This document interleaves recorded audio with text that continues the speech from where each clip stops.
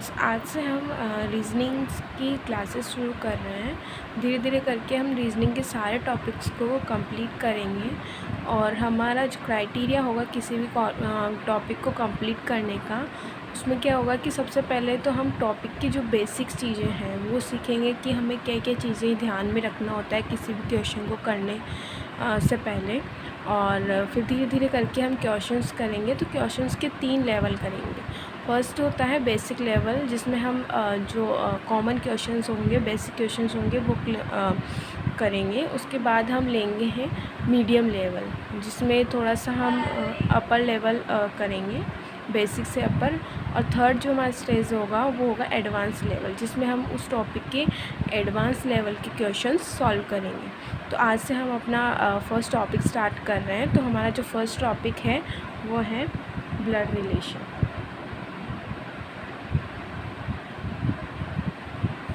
बहुत अच्छा टॉपिक है। इसमें क्या है कि यदि हम इस टॉपिक के सभी चीज़ों को अच्छे से ध्यान में रखते हुए इनके क्वेश्चन करते हैं तो हमारा जो आंसर है वो उसकी एक्यूरेसी 90 से 95% तक रहती है।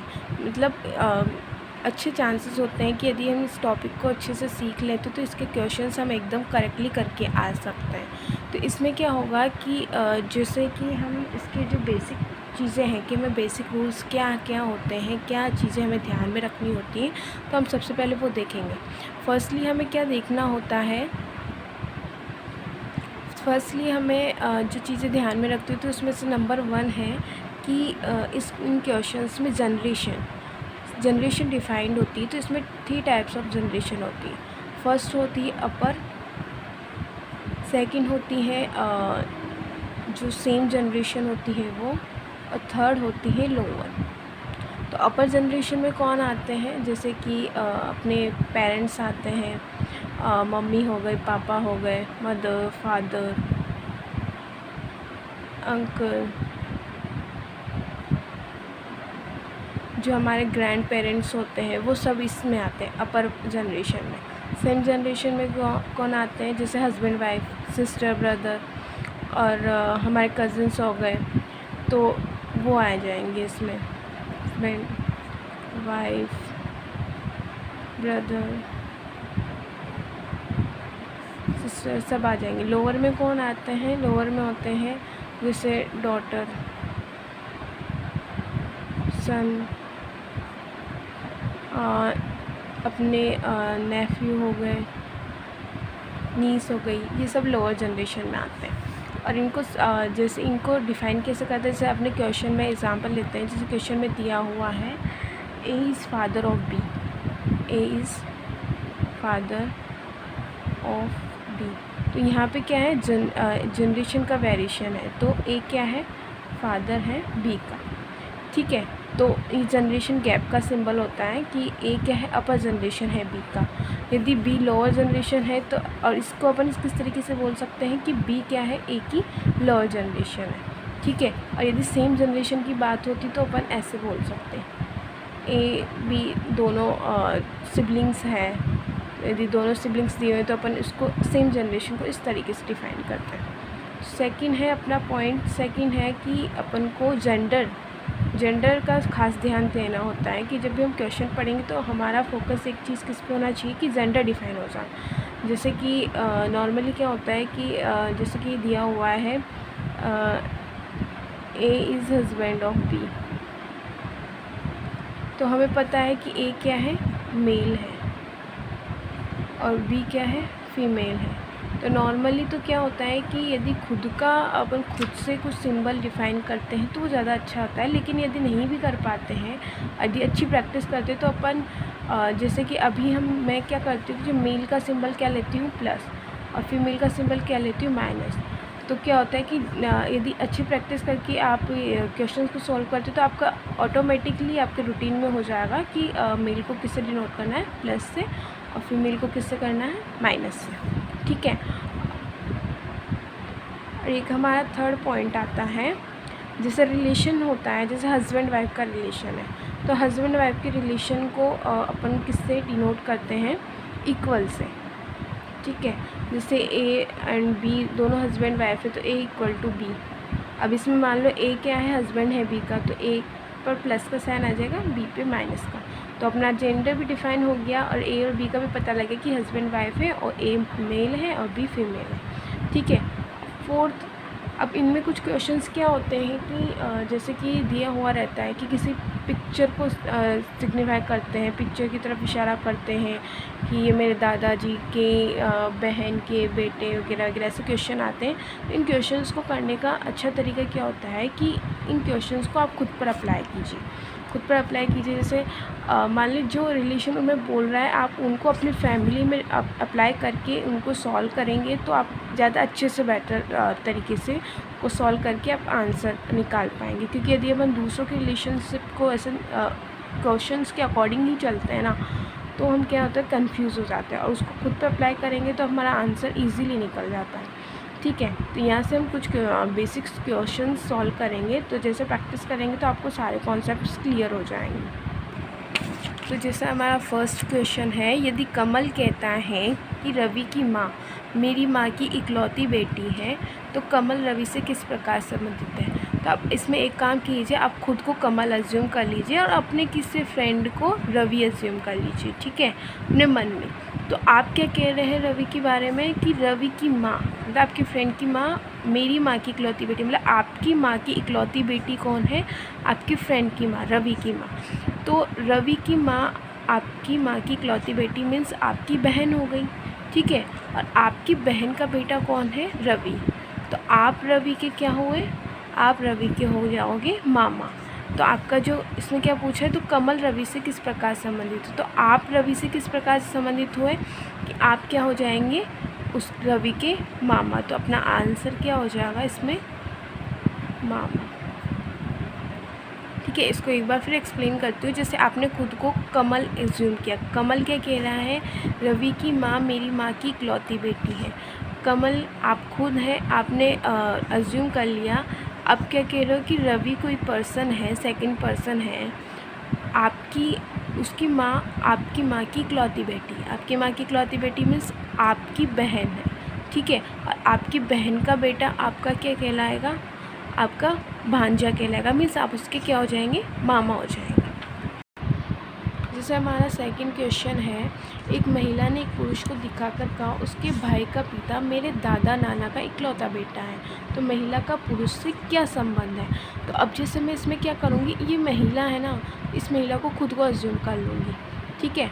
तो जैसे मैंने किसी पुरुष को दिखाकर बोला कि इसका जो भाई है, इसके भाई का पिता मतलब उसी पुरुष का पिता, उसके भाई का पिता मतलब उसका भी पिता, तो उसी पुरुष का पिता क्या हो जाएगा, मेरे दादा या नाना का इकलौता बेटा। तो दादा जूम करके चलते अपन, तो दादा का इकलौता बेटा कौन हो गया, इस पुरुष का पिता। ठीक है। तो ये पुरुष मेरा क्या हो जाएगा, भाई हो जाएगा, मतलब मैं इसके पुरुष की क्या लगूँगी, बहन लगूँगी। ठीक है। दोबारा से एक्सप्लेन करती हूँ कि जैसे मैंने किसी पुरुष को दिखाकर कहा कि उसके भाई का पिता, उसके भाई का पिता मतलब उसी पुरुष का पिता हो गया। ठीक है। तो वो क्या है, उस पुरुष का पिता क्या है, मेरे दादा या नाना का, दादा का इकलौता बेटा है। यदि वो इकलौता बेटा है तो उसका बेटा मेरा क्या हो जाएगा, भाई हो जाएगा। ठीक है। मैं उसकी क्या जाऊँगी, बहन हो जाऊँगी। सिमिलरली यदि नाना को लेकर चलते हैं तो नाना को लेकर चलेंगे तो वो मेरा क्या हो जाएगा, जो बेटा होगा वो मेरा मामा होगा, सॉरी जो ये पुरुष होगा वो मेरा ममेरा भाई हो जाएगा। ठीक है ना। नाना ले रहे, नाना का बेटा क्या हो जाएगा, मेरा मामा, मतलब पिता क्या बन जाएगा, मेरा मामा, और जो ये पुरुष क्या बन जाएगा, मेरा ममेरा भाई। तो मैं उसकी क्या हो जाऊँगी, ममेरी बहन। तो टोटली इस क्वेश्चन का जो आंसर आएगा वो आएगा बहन। ठीक है। यदि किसी भी क्वेश्चन में एनी काइंड ऑफ डाउट होता है तो आप कमेंट सेक्शन में मुझसे क्लियर कर सकते हैं। ठीक है। अब हमारा थर्ड क्वेश्चन है, अब नेक्स्ट क्वेश्चन है हमारा, करुणा का परिचय कराते हुए प्रमोद मेहमानों से कहता है कि करुणा मेरे पिता के इकलौते पुत्र की पुत्री है, तो करुणा प्रमोद से किस प्रकार संबंधित है। अब इसमें क्या हो जाएगा, करुणा का इंट्रोडक्शन दे रहा है, कौन दे रहा है, प्रमोद। अब प्रमोद क्या कह रहा है कि करुणा मेरे पिता के इकलौते पुत्र। अब उस प्रमोद के पिता का इकलौता पुत्र कौन है, प्रमोद। प्रमोद की पुत्री है, कौन है? करुणा। तो प्रमोद की पुत्री करुणा है, तो प्रमोद से किस प्रकार संबंधित है? तो मतलब यहाँ रिलेशन क्या आ जाएगा? यहाँ रिलेशन आ जाएगा पुत्री, मतलब बेटी है। करुणा कौन है? प्रमोद की बेटी है, ठीक है ना। क्योंकि यहाँ क्या कह रहा है? प्रमोद मेहमानों से, करुणा मेरे पिता के इकलौते पुत्र। प्रमोद का पिता का इकलौता पुत्र कौन हो गया? प्रमोद हो गया। उसकी पुत्री कौन है? करुणा है, क्योंकि यहाँ पे उसने यही कहा है। तो अपना आंसर क्या हो जाएगा? बेटी। ऐसे ही हमारा नेक्स्ट क्वेश्चन है, उदय ने संजय से कहा कि तुम मेरी बहन की माँ के पति की बहन के बेटे हो, तो बताएं कि संजय उदय से किस प्रकार संबंध। अब इसको करने का क्या तरीका है? आप या तो अपने अज्यूम कर लीजिए, एक खुद को उदय कर लीजिए, या अपने भाई या किसी को संजय कर लीजिए। अज्यूम करने को कह रही हो ओनली। तो इसमें क्या होगा कि जैसे उदय कह रहा है किससे? संजय से, कि तुम मेरी बहन, मतलब उदय की बहन की माँ, मतलब उदय की माँ, ठीक है। उदय की माँ का पति कौन हो गया? उदय के पापा। तो उदय के पापा की बहन, उदय के पापा की बहन, उदय की क्या लगी? बुआ के बेटे हो। तो कौन हुआ? संजय उदय की बुआ का बेटा। तो संजय उदय से किस प्रकार संबंधित है? तो संजय उदय का क्या हुआ? भाई, ठीक है ना। क्या हुआ? भाई, ठीक है ना। यदि ऑप्शन में ऐसा दिया हुआ है ममेरा भाई, फुफेरा भाई, तो आपको फिर फुफेरा भाई करना है, क्योंकि बुआ का बेटा है ना, तो फुफेरा भाई आंसर होगा। एक बार क्लियर कर देती हूँ। उदय और संजय दो कैरेक्टर है हमारे पास। तो उदय कह रहा है किससे? संजय से। उदय क्या कह रहा है? कि तुम मेरी बहन की माँ, मतलब उदय की बहन की माँ कौन हुई? उदय की माँ। उदय की माँ के पति कौन हुए? उदय के पापा। उदय के पापा की बहन कौन हुई? उदय की बुआ। और उदय की बुआ का बेटा कौन है? संजय। तो उदय और संजय में क्या रिलेशन हुआ? फुफेरा भाई है संजय उदय का, ठीक है।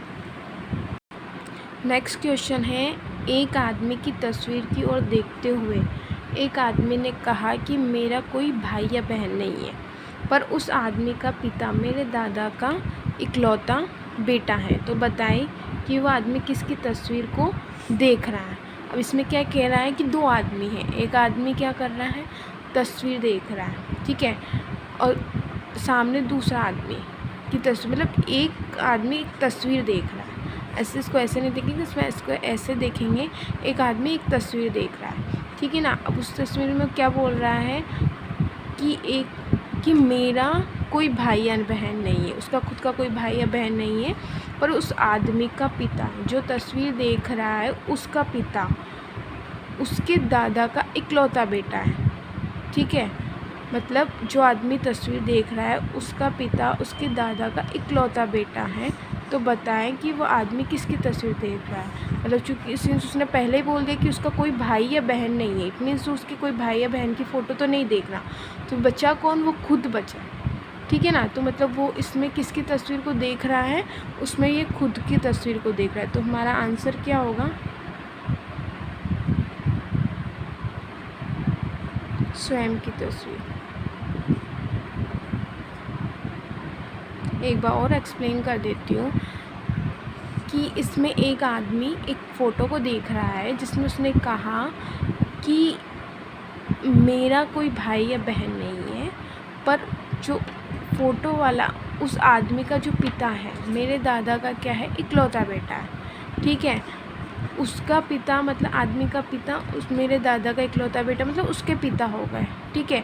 सिंस उसके कोई भाई या बहन नहीं है, तो इट मीन्स वो किसकी तस्वीर देख रहा है? वो खुद की तस्वीर देख रहा है, ठीक है। इन क्वेश्चंस का क्या ट्रिक होती है कि इनको प्रैक्टिकली एज्यूम करना होता है, तभी हम इन क्वेश्चंस को सही कर पाते हैं, ठीक है। तो एक लेवल तो इस टाइप के क्वेश्चंस का होता है। इसमें क्या होता है कि डायरेक्टली नाम दिए होते हैं, जैसे कि या तो रिलेशन दिए होंगे, बहन भाई पिता बेटी, या तो रिलेशन दिए होंगे या नाम दे देते हैं, जैसे संजय उदय करुणा। तो उसमें क्या अपन को जेंडर पता लग जाता है, उसमें जनरेशन पता लग जाती है। तो इन क्वेश्चंस में क्या है, बस अजम्पशन का रहता है कि हम प्रैक्टिकली यदि क्वेश्चंस को अज्यूम करेंगे तो हमारा क्वेश्चन डेफिनेटली सही हो जाएगा। ठीक है। अब प्रॉब्लम्स क्या आती है कि नेक्स्ट टाइप जो हम देखेंगे क्वेश्चंस का, जिसमें हम क्या लेंगे कि उसमें नाम नहीं आएंगे, उसमें हमें नहीं पता लगेगा कि कौन मेल है कौन फीमेल है। ठीक है, उसमें हमें आइडेंटिफाई करना पड़ेगा उनकी रिलेशन से। ठीक है, तो जैसे कि पी क्यों का पिता है, पी पत्नी है क्योंकि, पी क्यों भाई है बहन है। तो उस टाइप के क्वेश्चन हम नेक्स्ट वीडियो में करेंगे। तब तक आप इस वीडियो को अच्छे से देखिए। इन केस कोई डाउट होता है किसी भी क्वेश्चंस में, तो आप मुझसे कमेंट सेक्शन में जाके आप मुझसे क्लियर कर सकते हैं। So thank you guys for watching this video.